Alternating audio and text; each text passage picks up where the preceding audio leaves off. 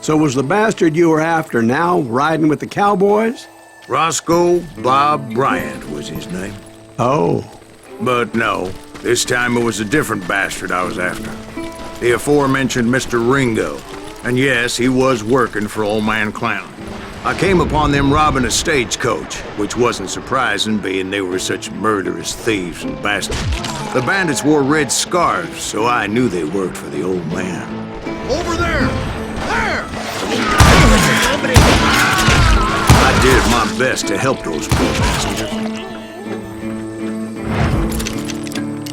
You can't hide forever! Moments later, the attackers were dead, and I checked the stagecoach to see how many passengers were still breathing. None. It was then I wondered if the rocks weren't hiding more bandits. Was that all of them? Or did I just hit the rear guard? I quickly got my answer. They attacked from on high like Apaches often do. They would appear in great numbers from above and rain down lead on their hapless enemies' heads, making use of the high ground and whatever else they had. Yep, the Apaches always appeared out of nowhere, and there never seemed to be an end to them. Hold on. Were you attacked by Apaches? What happened to the cowboys? Did I say they were Apaches? I said Clanton's cowboys attacked me Apache style. I was in a pitched battle, but I was holding my own against an overwhelming enemy force.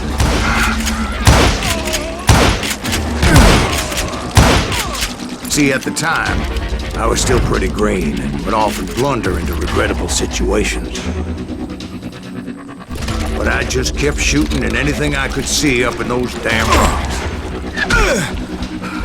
I didn't see Ringo, but I knew he was with the cowboys.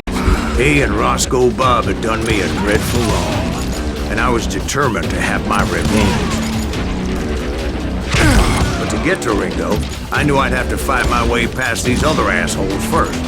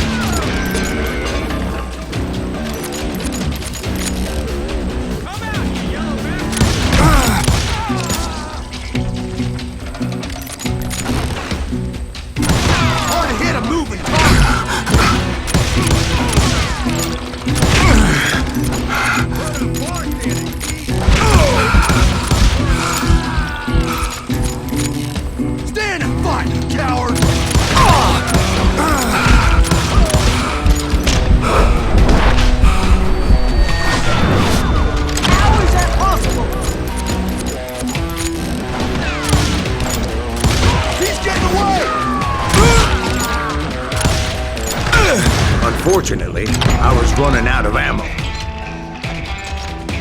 Another perfect example of my relative inexperience as a hunter of men. I immediately knew that a tactical retreat was called for, as my vengeful fury was much less impressive without the bullets to back it up.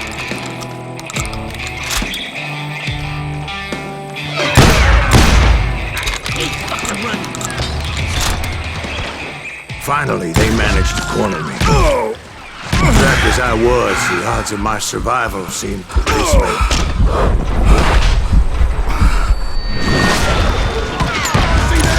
Luckily, Serendipity was on my side as I suddenly spotted a way out of my predicament.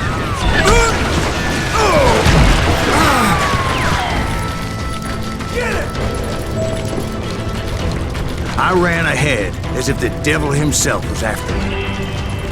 Bullets were whizzing by my ears, but I wasn't about to roll over and die. I just kept running like there was no tomorrow. Because there wouldn't be if Clanton and his men caught up with me. As I was scurrying around those caves, I thought, what was I thinking? Going up against a gang like this? I just kept running, not knowing where the hell I was going.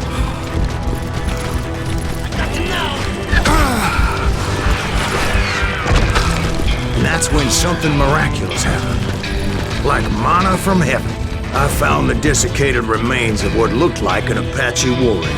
The old weapon next to him supplied me with some much-needed ammunition.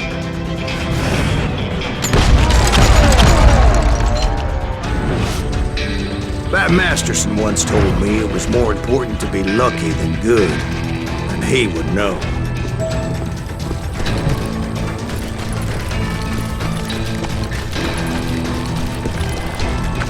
And imagine my surprise when I found a fistful of dynamite to go along with that ammo.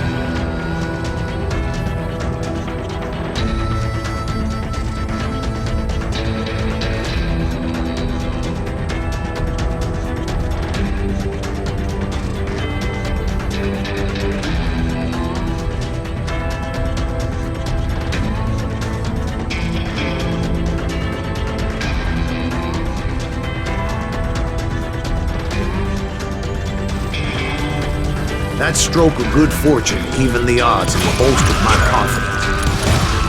It was time to turn the tables. Time for the prey to become the predator. Time for the hunted to become the hunter. Time... All right, Jesus, we get it. They were right where you wanted them. That's right, Jack. I was done running. And the old man's boys were not expecting that. No, sir. I came at them like a wildcat. My fury knew no bounds.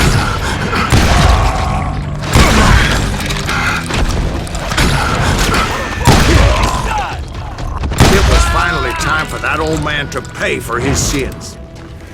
Get out here, you coward!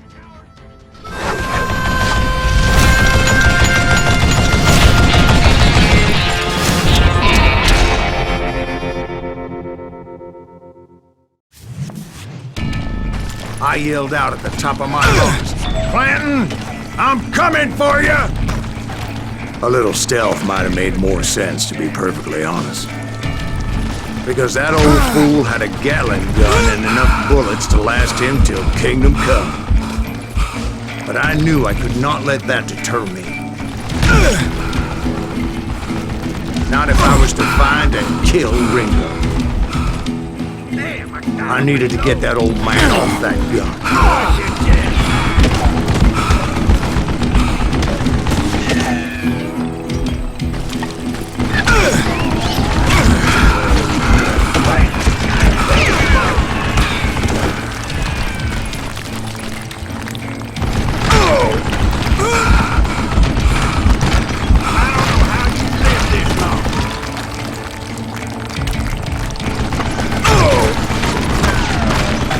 Most everyone thought it was the Ruales who had come up against him in Guadalupe Canyon, but it was just me.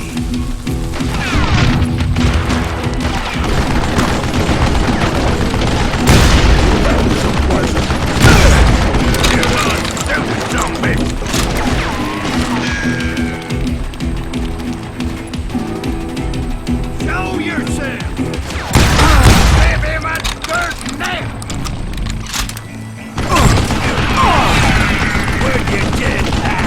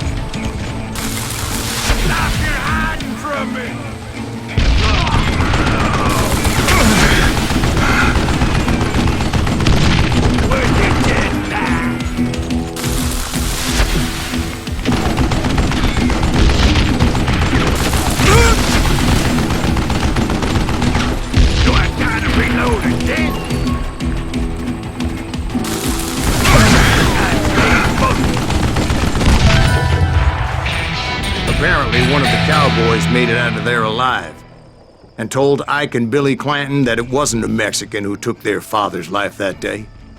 They just assumed it was one of the Earps, and that little misunderstanding eventually led to that legendary gunfight at the OK Corral.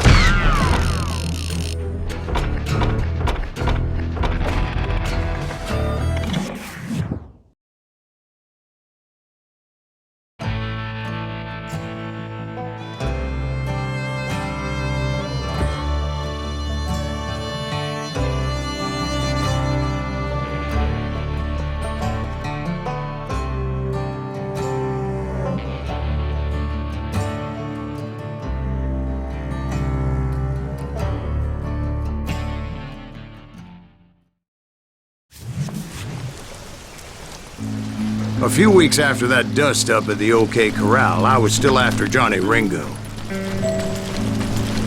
I had tracked him and the cowboys to their hideout at a sawmill, and they were loaded for bear. So, what exactly did Johnny Ringo do to piss you off? Well, him and that other bastard. Roscoe Bob Bryant? Yep. They both deserve to die, and I promise I'll tell you why. Herb's coming! Get ready, boys. Guess you've had enough! First, I need to tell you about the cowboys' new boss, Curly Bill Brocious. Why is that sumbitch still standing? Curly Bill took charge of the cowboys upon the old man's demise, and after that gunfight at the OK Corral, the Clantons wanted revenge.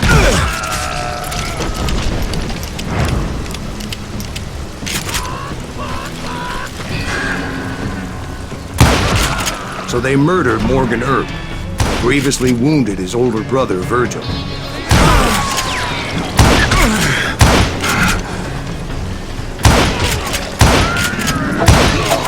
Wyatt and Doc went on what became known as the Vendetta Ride, hunting those outlaws down. So when I showed up, that's who they thought I was.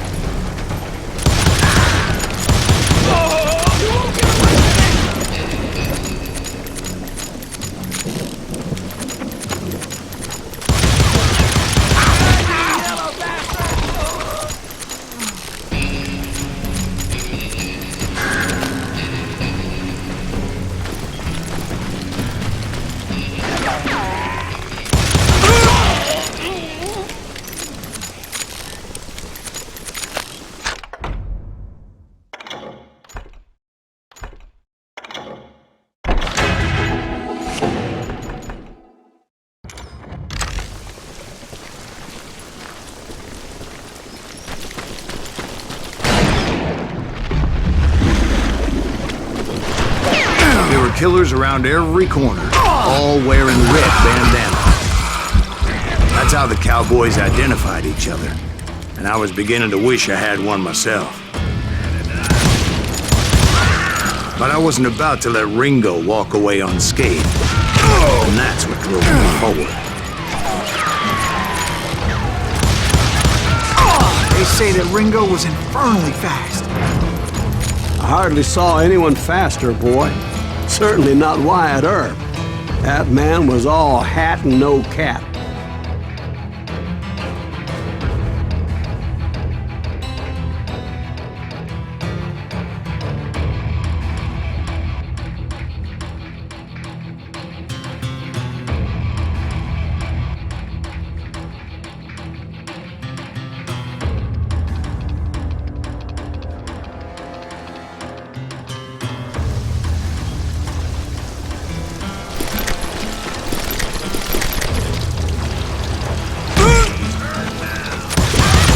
Earp wasn't much of a match for me, but Doc Holliday That lunger should have kept his nose out of it. He never charged anyone for the murder of Morgan Earp. But everybody knew that Curly shot him in the back. That was common knowledge. Yeah, maybe so. But Ringo had nothing to do with it. He was just being loyal to a friend. Is that what you call it? Being loyal. Well, to get to that loyal friend, I had to pass by some buzzsaws as big as a man.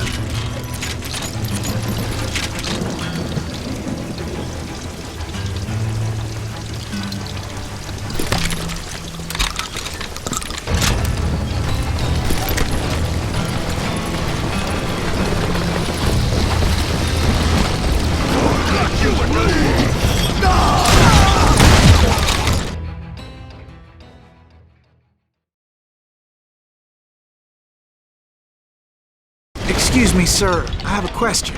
What's that, Dwight? After old man Clanton died, why didn't his son take over the Cowboys? Because Ike Clanton was dumber than a box of rocks and a yellow belly to boot.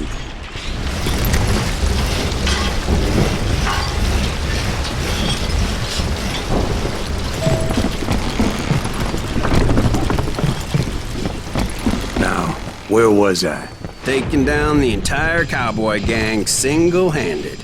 Indeed I was, Jack.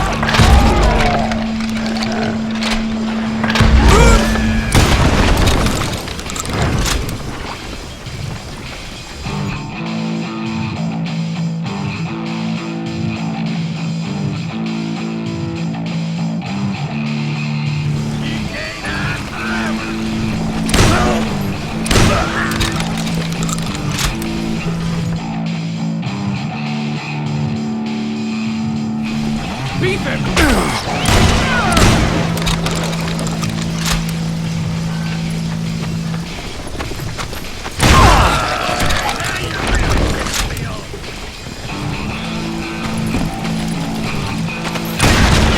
Though it wasn't easy, as those boys had good cover.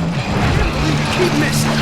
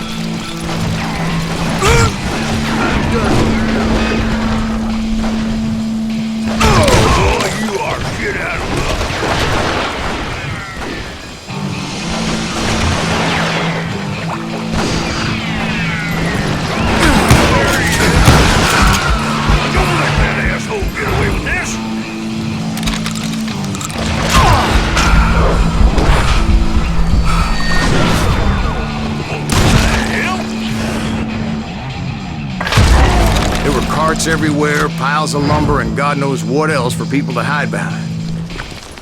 That really was one hell of a sawmill. Quite an impressive operation. And where was Curly Bill? Did you see him? I'm about to get to that, Ben. Patience. I'm painting a picture here. There was this beautiful waterfall and a crystal clear stream that led to a verdant valley that was truly... Consider your picture painted. What happened next? Well, finally the bastards that were still alive made a last stand.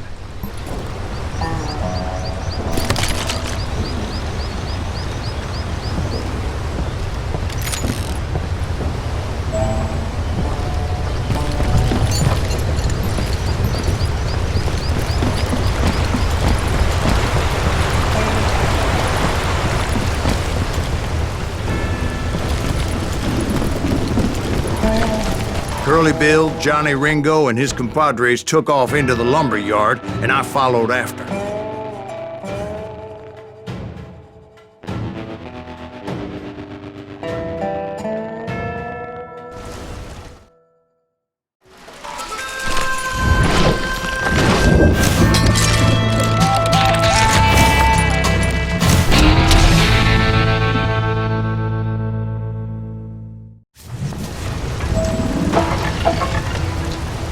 Are you saying they ran? Cowardice was not in Ringo nor Curly Bill's nature. No, sir. I never said they were running scared. They just wanted me out in the open. Time to dance with the devil, Wyatt Earp. You working for Wyatt Earp? That son of a bitch Earp send you to kill me? Now come out wherever you are.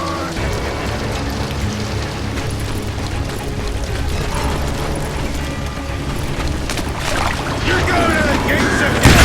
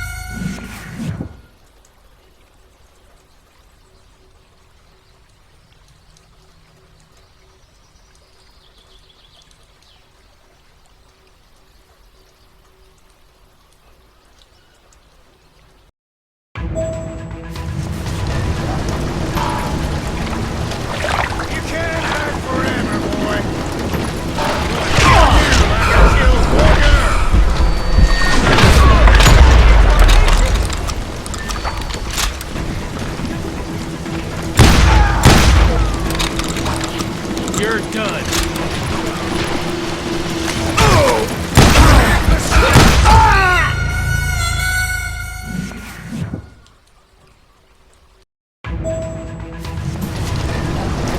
Are you saying they ran? Cowardice was not in Ringo nor Curly Bill's nature. No, sir. I never said they were running scared. They just wanted me out in the open.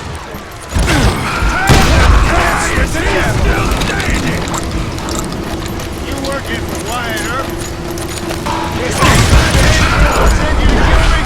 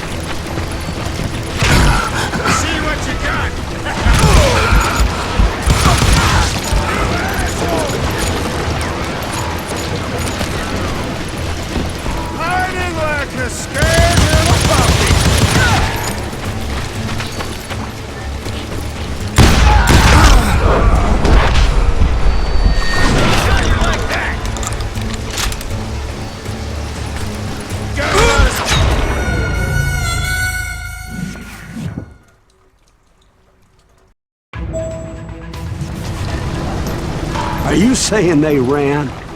Cowardice was not in Ringo nor Curly Bill's nature. No, sir. I never said they were running scared.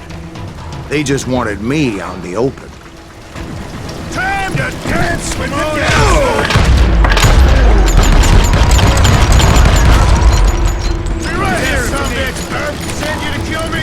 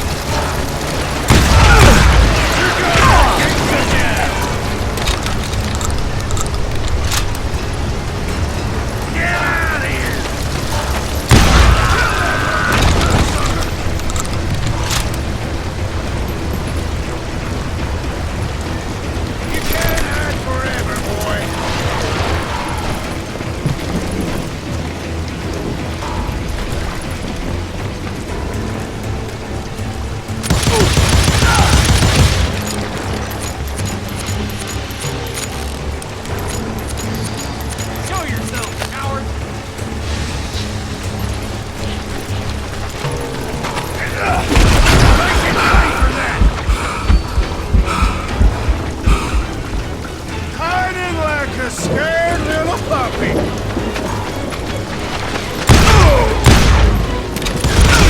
Like a real booger. Just gotta catch my breath.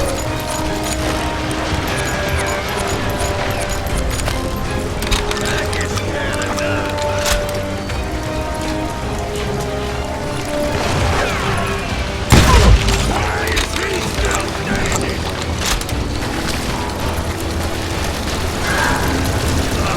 Come out wherever you are!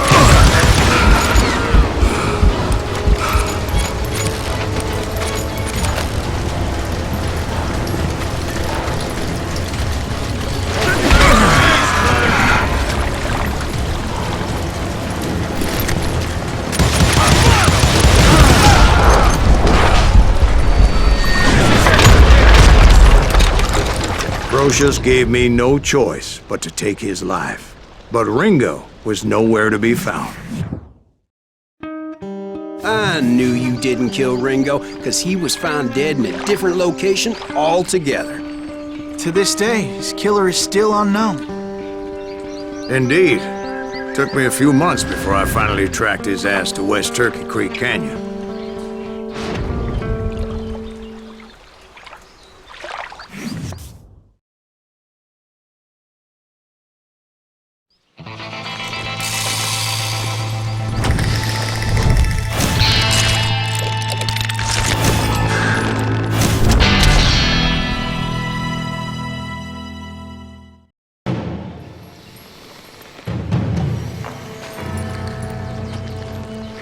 That's incredible, sir. I always thought that Doc Holliday was the one that killed him.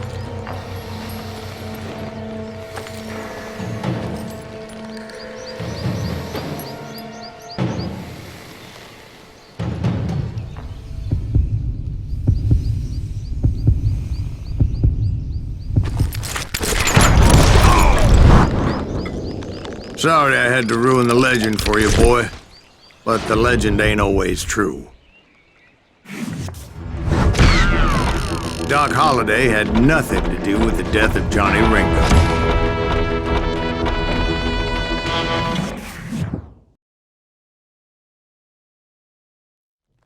I was paid a healthy bounty for Ringo and Curly Bill, and realized there was real money to be made.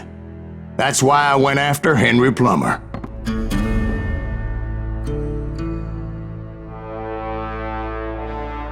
Wasn't he the sheriff who augmented his income by shaking down miners and robbing gold shipments? That's the one. Oh, yeah, I remember him. He ran that gang of thieving outlaws called the Innocents. So it's true that you went toe-to-toe with him? Indeed I did, son. Indeed I did.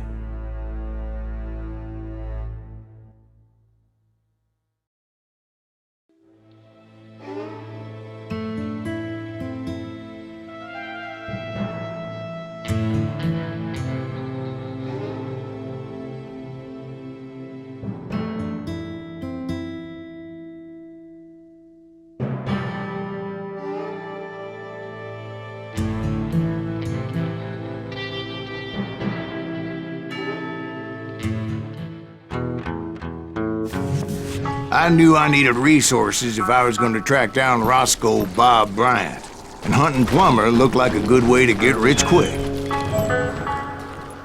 As the local vigilantes exposed him as the leader of the bandits.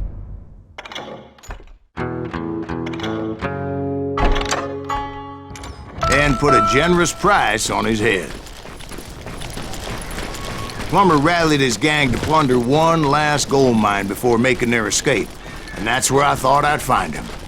It makes me nervous standing so close to all these goddamn barrels of gunpowder. Why would you be nervous? No one has the cojones to come after us. As long as you don't light up a cigar, we're fine. Besides, George is up there on the rocks with that rifle of his. Nothing. My late father pointed out to me more than once. God made men. Samuel Colt made them equal.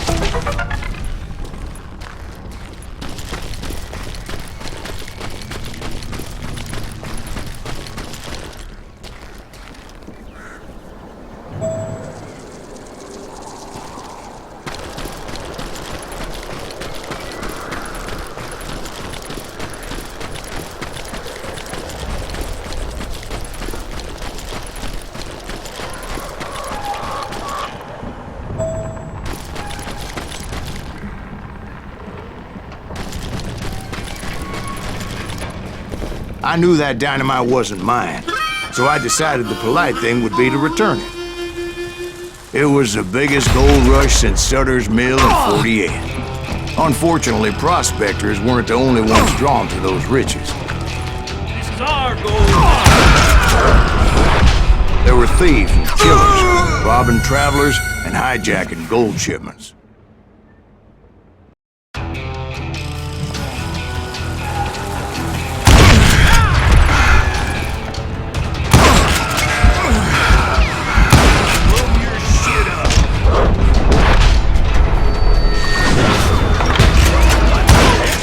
Like those that ran with Plummer. Some were just regular folks I knew from town, drawn by greed and easy pickings. Charlie Crow, the blacksmith. James, who worked in the stable. Sam and Jeremiah Barber, the butcher's son. Of course, the rest were veterans of the Civil War. Stone-cold killers trained on the bloody fields of Shiloh and Antietam. Plummer had a lot of men on his payroll. A hell of a lot. That son of a bitch pretended to protect the public with one hand while stealing them blind with the other. He set up a defensive perimeter which I had no idea how to breach. Dangerous, desperate individual. I was outnumbered and in way over my head. But I was too damn stubborn and stupid to realize it. They must have thought I was tough. Or had some kind of death wish. Seeing as there were barrels of gunpowder everywhere. Watch out for the goddamn gunpowder! I thought I was some kind of hero.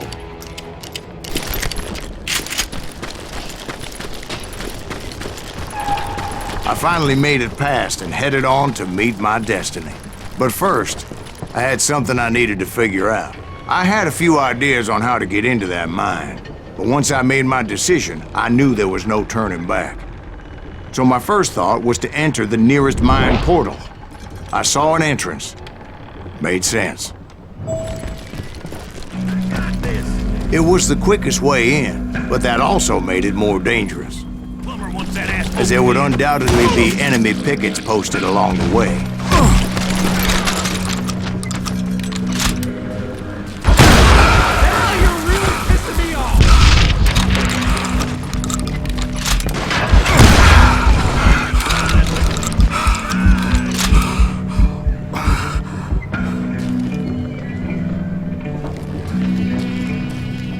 Besides, once you enter a mine like that, it's easy to get all turned around.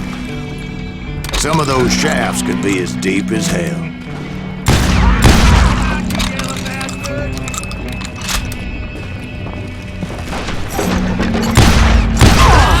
A single stumble or misstep can easily end in a deadly plunge to oblivion.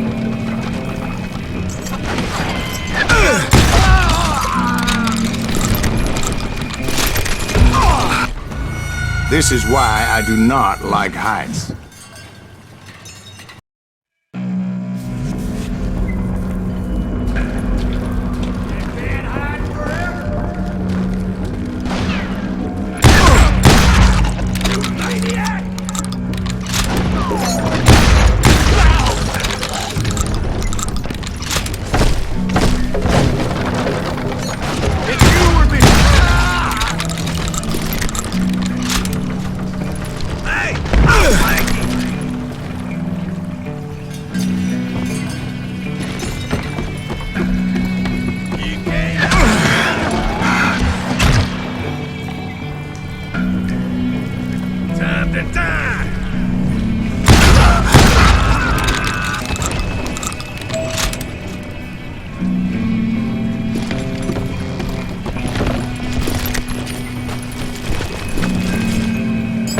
Quick reflexes often make up for a lack of common sense.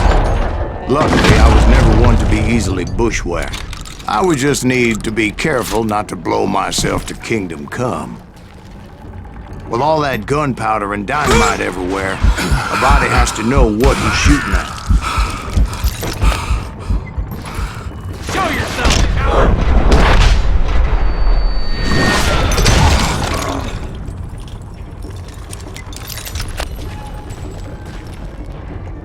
One wrong bullet could have turned that mine into a dad-blasted tomb.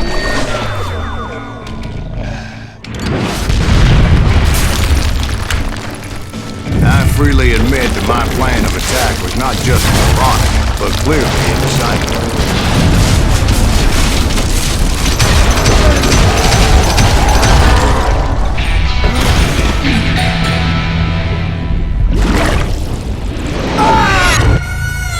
It's a good thing that I abandoned that ridiculous plan before I even tried it.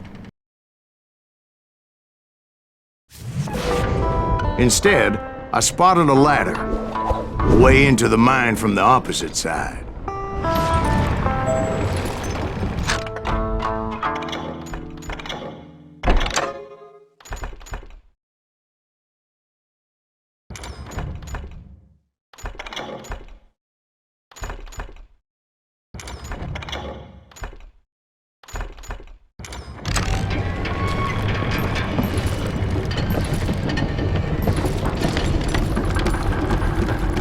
It was a long way around, but that approach seemed more sensible at the time. Of course, being I had a problem with heights, that scaffolding scared the bejesus out of me. Climbing down that ladder required some caution, because even though I had a younger man's reflexes, no man can dodge a damn bullet while climbing down a rickety ladder.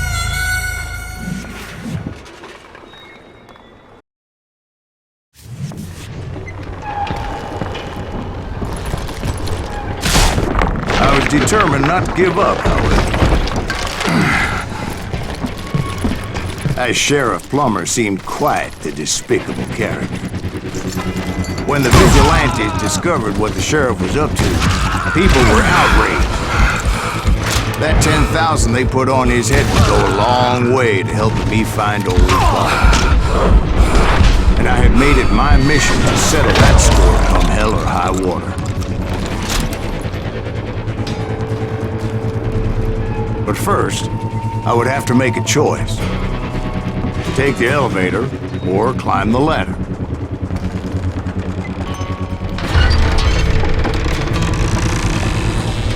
I picked the more convenient and more dangerous route.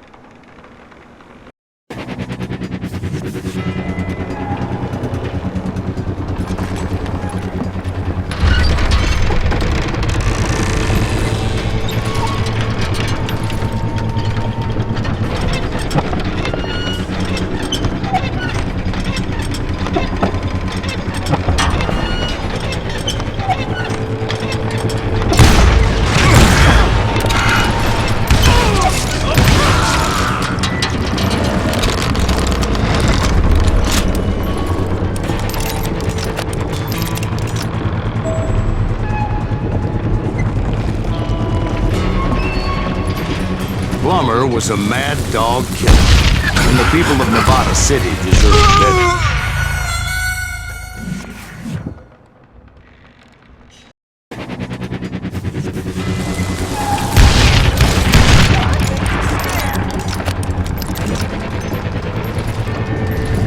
Put that moron out of here.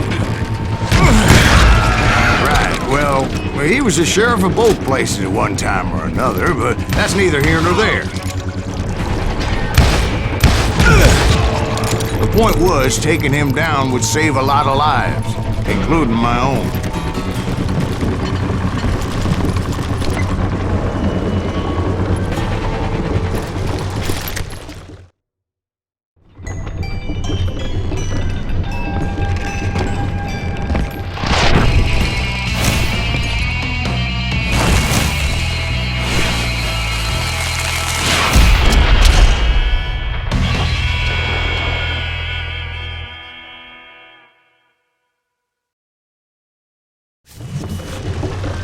Gonna blow you into next week! This day is just getting worse and worse for you! Henry Plummer was clearly unhinged, and I could see right away that this was gonna take some. I got a lot more dynamite than you! You can shoot, but can you aim?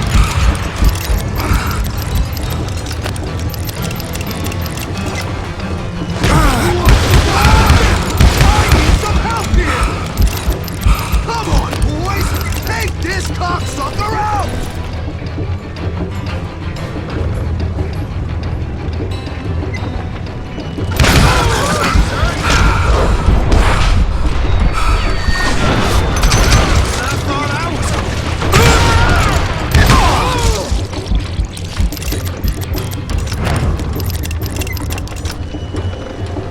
They're gonna bury you in a million pieces!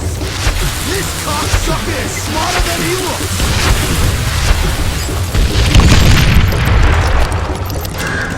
Catch this, you son of a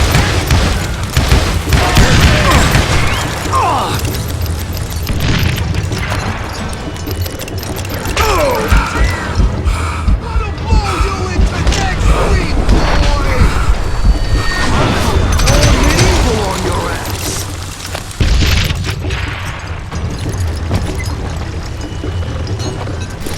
They're gonna bury you in a million pieces! Don't get shoot!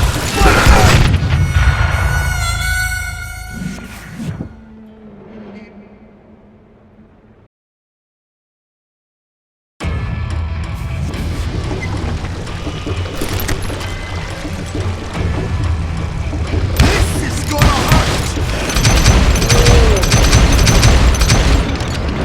Who said you could throw dynamite?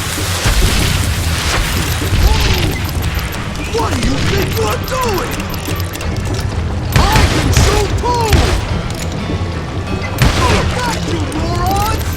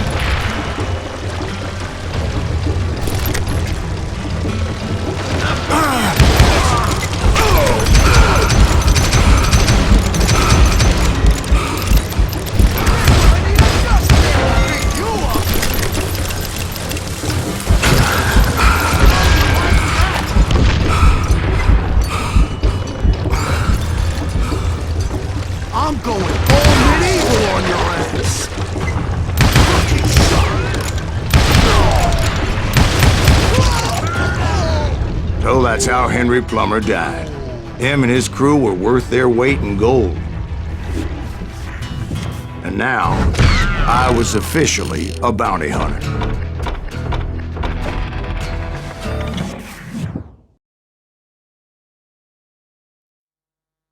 So, did you finally go after that Bob feller?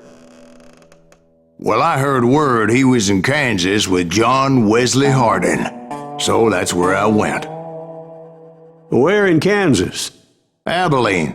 Why do you ask, Ben? No reason. Was Hardin as fast as Ringo? Ringo was fast, but John Wesley was as fast as the devil himself.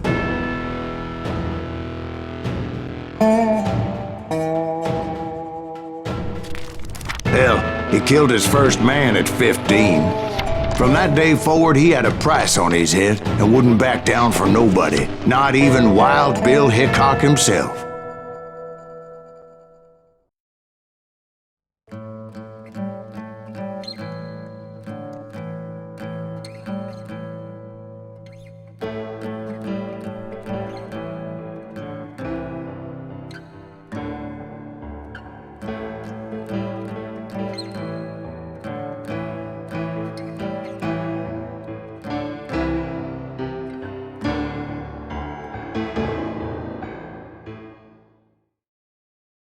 I dodged death many a time, and that night in Abilene was no different.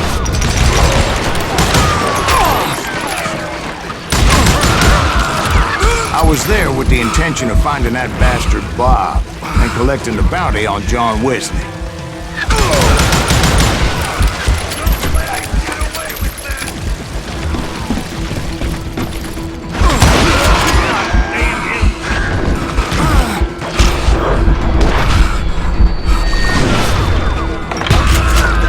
I thought the Texas Rangers got Hardin. Yeah, that's what they want you to believe. It was cold in a witch's tit and a brass bra that night as I fought my way past his loyal compadres.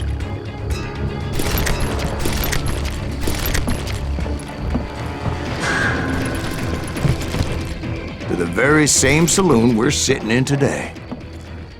Look around and imagine this place painted in blood. Hardin was waiting for me, and...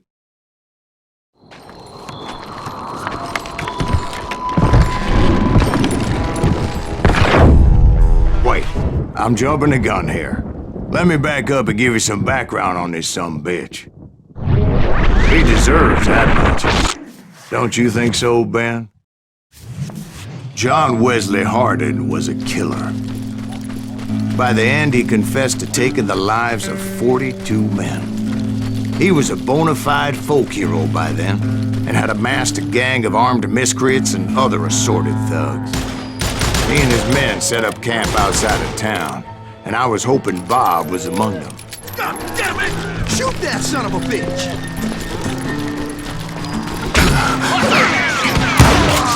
They didn't ask why I was there. They knew. Most of them were wanted as well. I figured Hardin was here somewhere, but to get to him, I'd have to get past his gun hands. That was easier said than done, as most of them were as foolish and full of bravado as I was.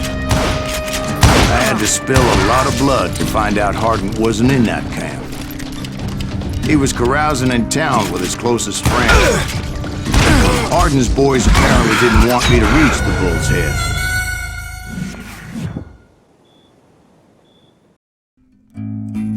Better 3 hours early than a minute